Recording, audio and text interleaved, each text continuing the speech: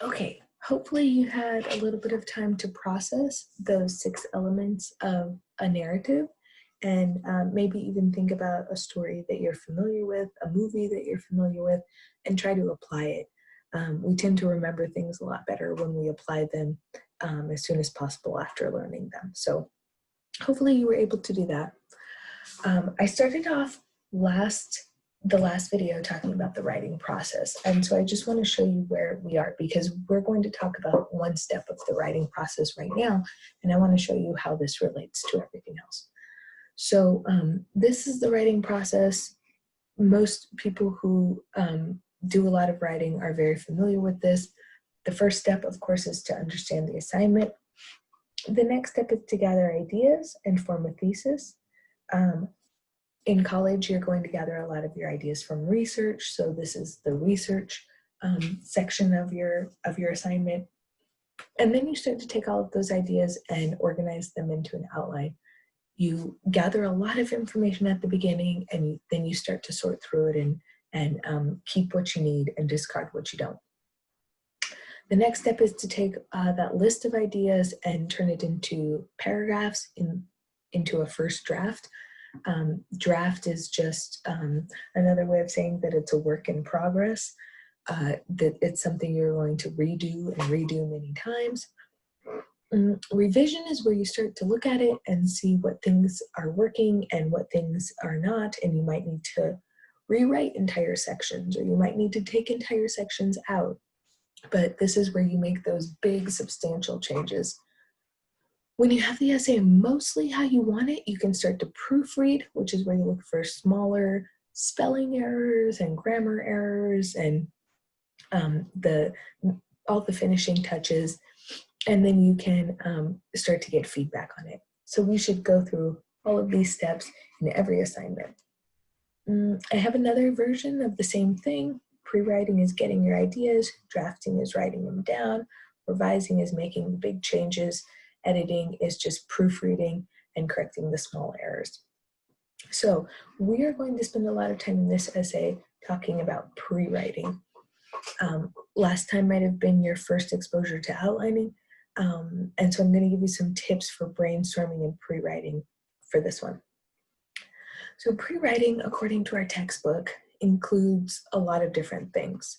One method of pre-writing is a concept map, where you draw a circle in the middle of your page, and you might sprout other ideas off of that circle using lines and bubbles and things like that.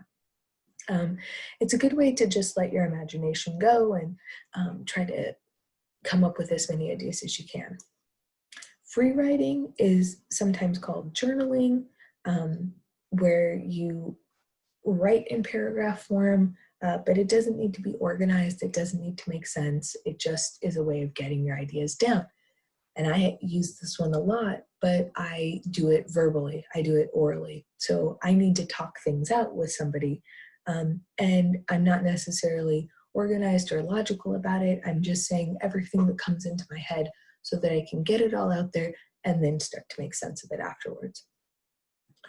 Brainstorming or listing, same thing, but just writing key phrases down in the list. Storyboarding is explained in your textbook. You'll read more about that. This is kind of drawing pictures for each section of your assignment, so that you can, if you are somebody who likes to draw or who's affected more by visual elements, then this might be something that works for you. So I'm going to give you a few tips about pre-writing. You can always throw the things away later, but part of pre-writing is digging into your subconscious a little bit. So I'm giving you these 3 tips. You need to be brave, be quick, and be free. So if you approach this with bravery, and you know that your goal is to be as creative and imaginative as possible at the beginning, you will try to tap into your subconscious thoughts because you're trying to look for connections or patterns that you didn't realize initially. So you're not working with the surface of your brain. You're trying to go deeper into the subject because you're looking for something new or fresh, a fresh insight on an old story. And it's going to feel very awkward and it's going to feel uncomfortable because we're used to slowing ourselves down all the time and putting a lot of judgment on ourselves. So be brave and be willing to do something that feels a little bit weird. Okay, the next one is to be quick. This process should be as fast as you can make it. Oftentimes, like I said, we try to stop ourselves and judge or censor or revise because of the emotions getting in the way. And we need to just let those emotions come. So the more you try to stop yourself, the harder it's going to be to get into the back of your mind and find out what's really deep in there. So just go fast and let your brain do its thing. You should not use any of these strategies for longer than like 15 minutes, and really 5 to 10 minutes is much better. Write as much as you can for 5 minutes and see what comes out. Make a list as long as you can in 5 minutes and see what weird things come out once you get past all of the normal stuff. The last piece of advice is just to be free.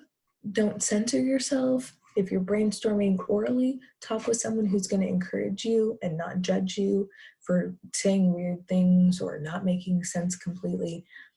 If you're brainstorming and writing, remember that you're the only one who has to see it and you're free to write whatever you want. So if you can just remember, kind of go into it with this mindset, that might be helpful. Okay, so these were some pre-writing strategies, but there's another one that I want to talk about, and that is heuristics. And heuristics is like a checklist of ideas that you can go through when you have an assignment to help you generate ideas. And I chose this picture from the internet because it kind of showed that some of these things are conscious, but some of these things you're really trying to get into your unconscious or subconscious mind. And I included 2 links here. You're not required to go to these links at all, but if you wanted to Google heuristics, there are a ton of different checklists that you could use. So this source had 5 different checklists here. This was from writingcommons.org, and it was about invention strategies or brainstorming strategies. This one is from a university, and it's just a study guide that was provided. But I liked this one because it has this huge list of different heuristics that you could use, and then they offer an explanation of each one. So this was heuristic 1 and heuristic 2. You can definitely go back to these and check them out if you're interested in more strategies, but I'm going to talk about the ones in the book because this is probably your first experience with it, so we're just going to keep it brief. Okay, so the common heuristics that people usually work with are the journalist questions.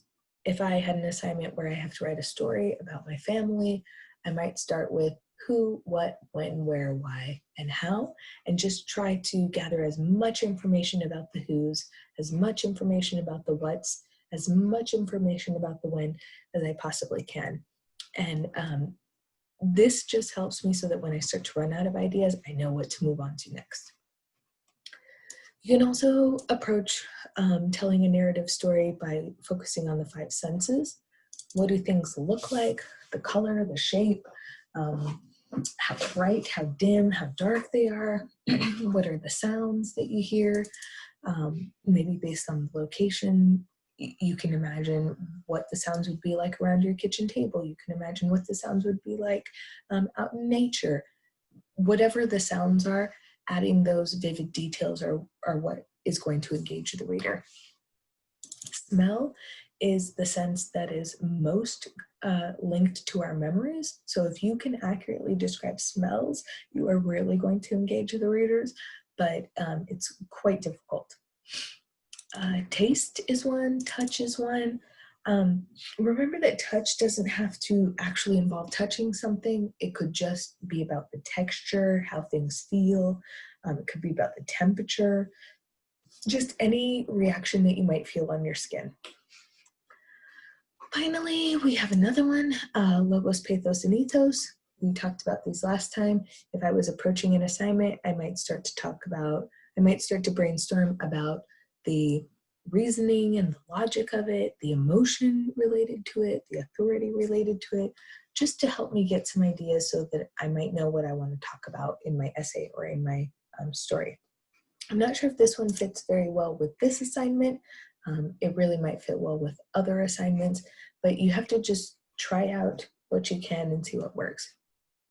The one I want to talk about today is cubing, because I think most people are familiar with these ones. You're definitely familiar with this one now, but cubing is something that not a lot of people have experience with.